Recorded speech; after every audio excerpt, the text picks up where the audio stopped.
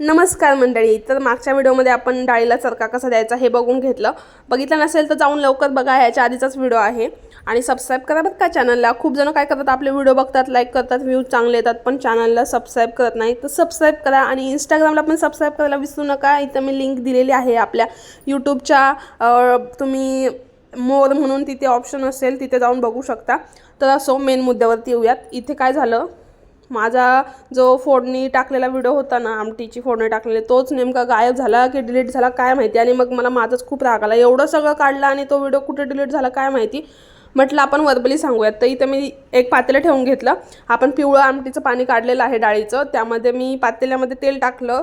तेलामध्ये जिरे, मोहरी, हिंग टाकलं, कढीपत्ता टाकला, छान तडतडू दिला, वाटण टाकलं, खोबरं, लसूण, कोथिंबीर याला तेल सुटेपर्यंत मसाल्याला भाजून घेतलं. तिखट टाकून घेतलं, हळद टाकली, मीठ टाकलं आणि आपली येळवणी टाकून घेतली. त्यामध्ये वरती कोथिंबीर टाकली. आता याला काय करायचं, हाय फ्लेम करून उकळी येईपर्यंत ठेवायचं. उकळी यायला लागली असं वाटलं की बारीक गॅस करायचा. आता इथं मी चाळणीने पुरणपर वाटून घेते. चला, चॅनलला सबस्क्राईब करा बरं, पटापटा.